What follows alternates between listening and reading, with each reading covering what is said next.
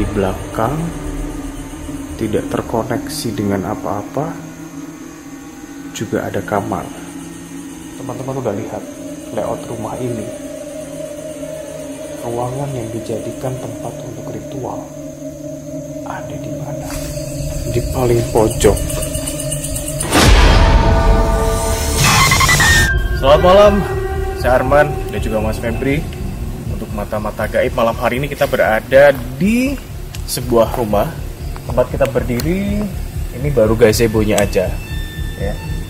Kita berada di rumah kosong yang punya nilai historis, dan konon rumah ini dulu ditempatin oleh mendiang aktris horor. Siapa lagi kalau bukan Susan. Tapi bener atau enggak, kita coba rasakan saja atmosfernya.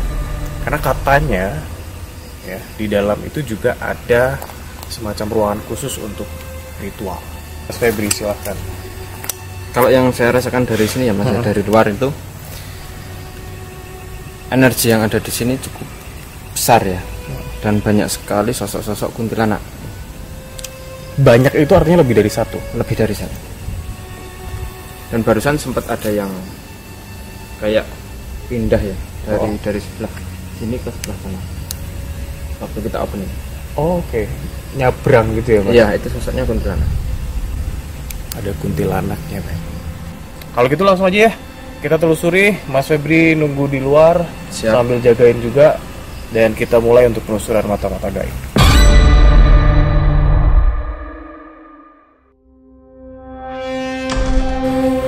Coba kita masuk. Nih, di luarnya aja tuh nuansanya udah pakai Kamboja segala.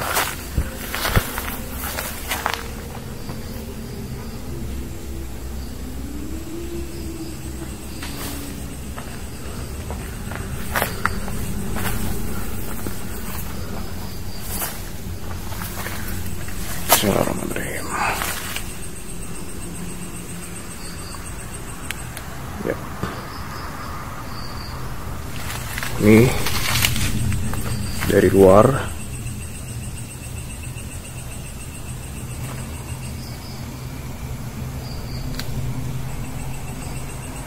Sisi sebelah kiri, terus sisi sebelah kanan. Ini tadi yang Mas Febri bilang waktu opening tuh ada kuntilanak terbang dari sini ke sini.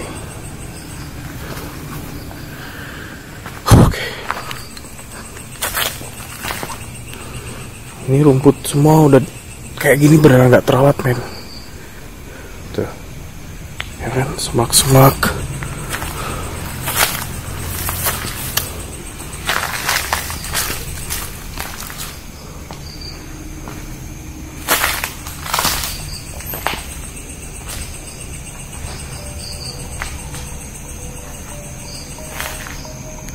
Nih, depannya atap.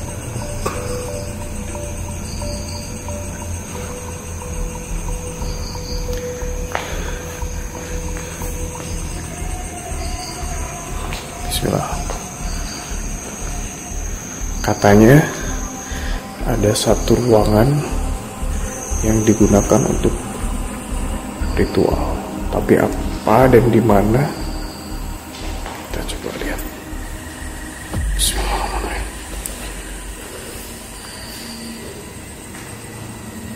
Dengar gak? Dari belakang ada suara kayak orang mainin gayung gitu loh.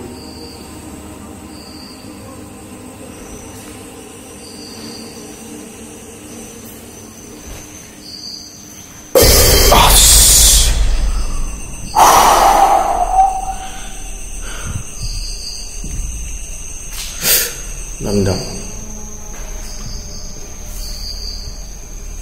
Ini ruangan kamar depan.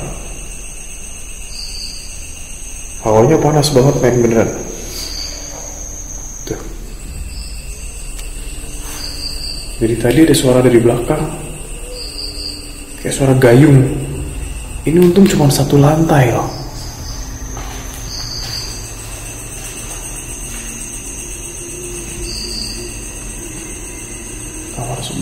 kamarnya.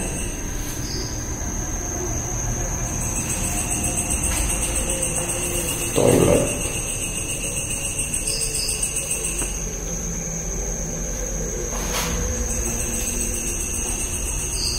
Kita coba masuk ya.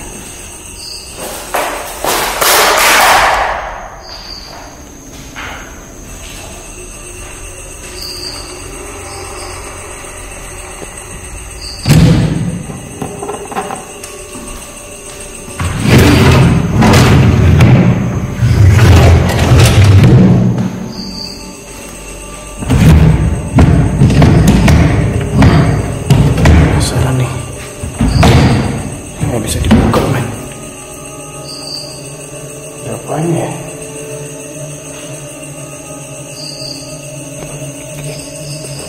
Jadi ini di kamar yang kedua. Secara umum hawanya di sini panas banget.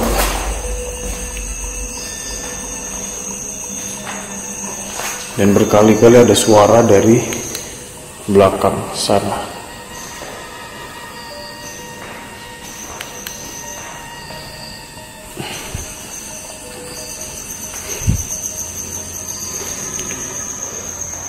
Kamar lagi.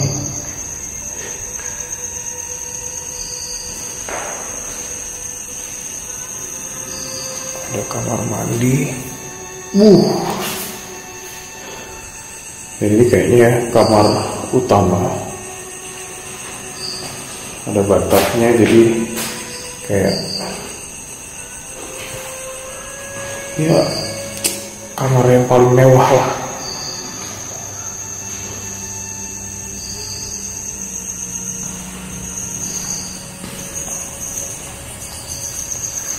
Kita ke belakang dulu ya. Bismillahirrahmanirrahim.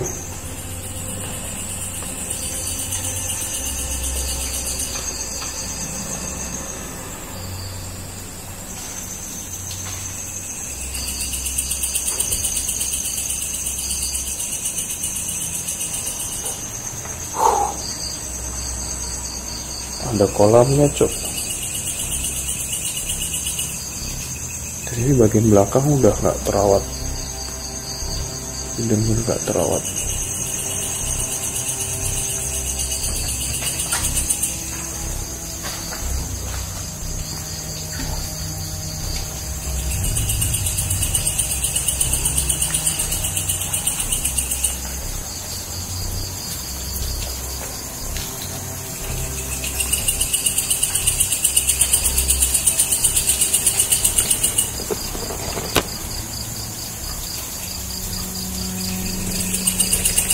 Jadi ini di bagian belakang yang tadi aku bilang ada banyak suara. Cuman positif tingginya karena tadi ada kolam, jadi suara-suara kayak galing itu semoga cuman suara kodok loncat ya.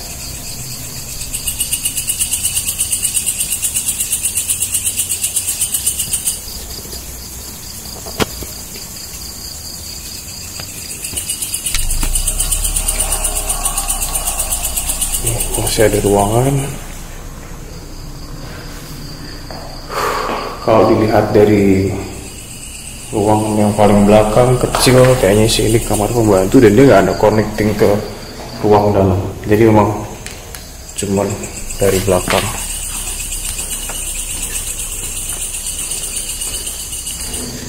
Aduh, rumah gede kayak gini kosong.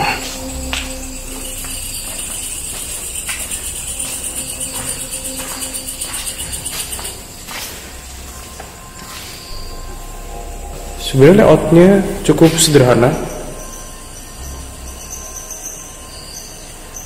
Jadi ruangan gede, kamar 3 di sisi sebelah sini ya kan, 1, 2, 3.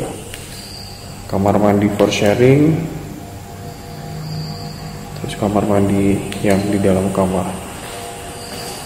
Jadi aku yakin pasti ini kamar utamanya di sini nih. Dan waktu masuk masih ada lilin, men.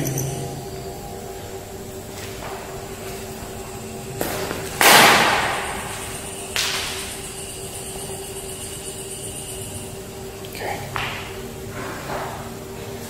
Ini ada wastafel. Ini kemungkinan ruang makan, ya kan, ruang makan. Karena masuk sebelah sini, ini dapur.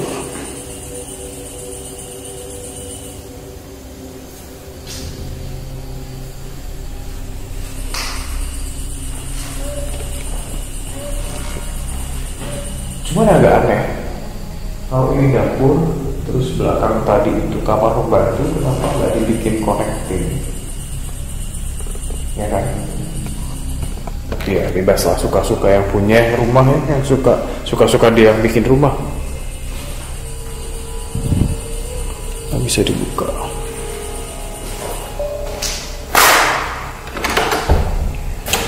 Nggak bisa dibuka. Ini juga apalagi nggak bisa dibuka. Nanti kita balik lagi nih.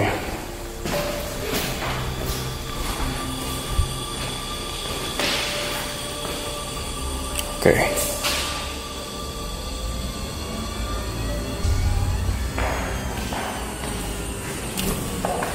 Wow, fuck, nggak bisa. Lewat depan.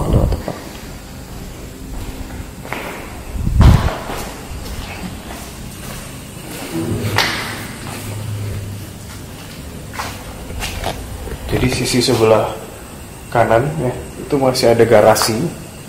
Jadi tadi nggak bisa dilihat dari belakang karena pintu yang connecting itu nggak bisa dibuka. Tuh.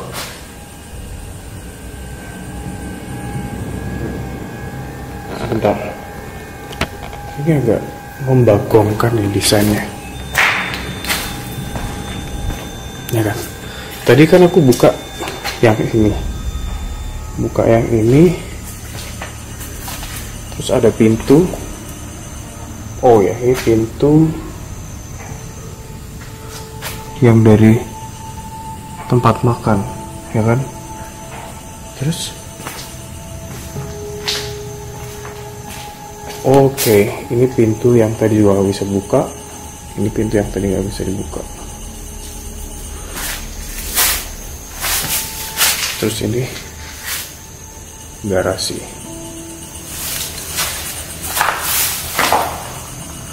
Ada kamar sepetak doang. Sorry. Terus kamar mandi di luar.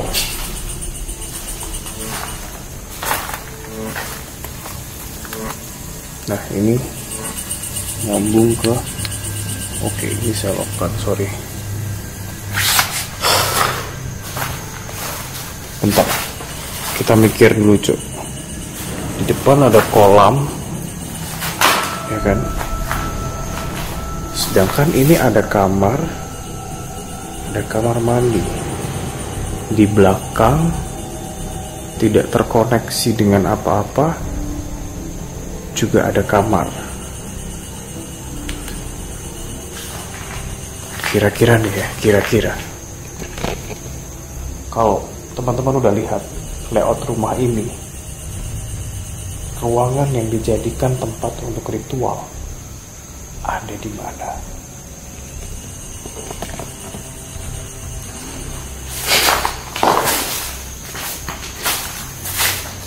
Oke, mari kita berpikir. Ini connecting sama dapur, ya kan? Ini nih connecting sama dapur nih. Pintu ini connecting sama dapur.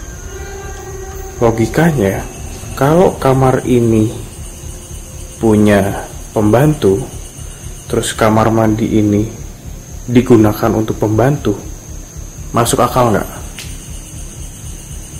Masuk akal kan? Terus yang di belakang tadi itu nggak connecting sama apa-apa, terus nggak ada kamar mandinya. Maksudnya jauh dari kamar mandi. Yang paling make sense nih men, yang paling masuk akal berarti di belakang. Kita ke belakang lagi yuk. Kita ke belakang lagi.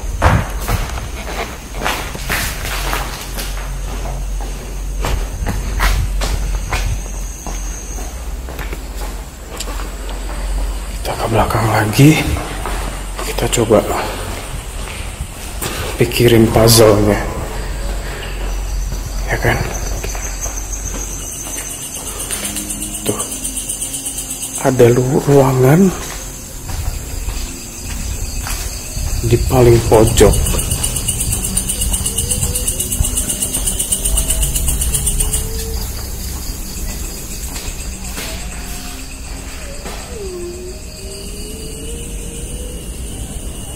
Make sense nggak? Kalau ini ruangan yang digunakan untuk ritual.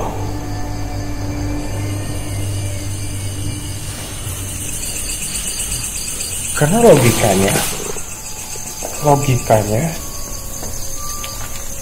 kalau gudang tempat apapun gitu yang memang bongkar muat, pasti bakal deket sama garasi. Dan tadi di depan garasi itu juga ada space untuk kayak apa ya, dikasih rak dan sebagainya untuk jadi gudang gitu. Udah kali ya, cukup biar tetap jadi misteri rumah kosong ini yang konon dihuni sama mendiang Susana selama di Semarang. Kita cabut ketemu Mas Febri. Tapi sebelum kita cabut, kita coba lihat lagi ya suasana rumah. Ini beneran di bukit gitu loh cuy. Ya, jadi memang sangat strategis untuk makhluk astral. Dan malam hari ini kita penelusuran pas bulan purnama. Ya pokoknya bulannya bulat lah, agak peyang dikit. Gak tahu itu full moon atau enggak. Gimana? Ciamik kan?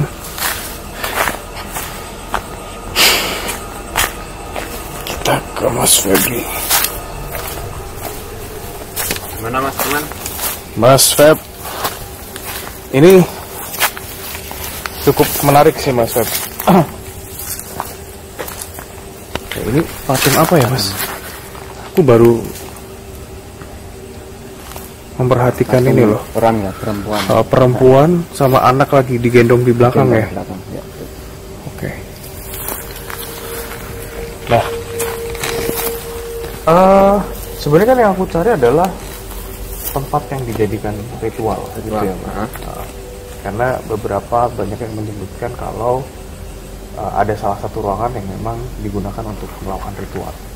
Saya pelajari layoutnya dari rumah ini, ada satu ruangan di paling belakang yang kalau misal di logika kok nggak connecting sama ruangan manapun gitu. Awalnya saya pikir itu adalah tempat untuk membantu, tapi ternyata waktu saya jalan ke arah luar belakang garasi itu dari dapur ada pintu menuju ke kamar kecil, sebelahnya kamar mandi. Ada suara ya Mas Febri, ada kayak sesuatu. Nah, ada kamar mandi. Terus jadi mikirnya paling kamar mandi, kamar pembantu berarti di sini. Karena kan urusan dapur. Yeah. Terus aku kan ke belakang lagi tuh.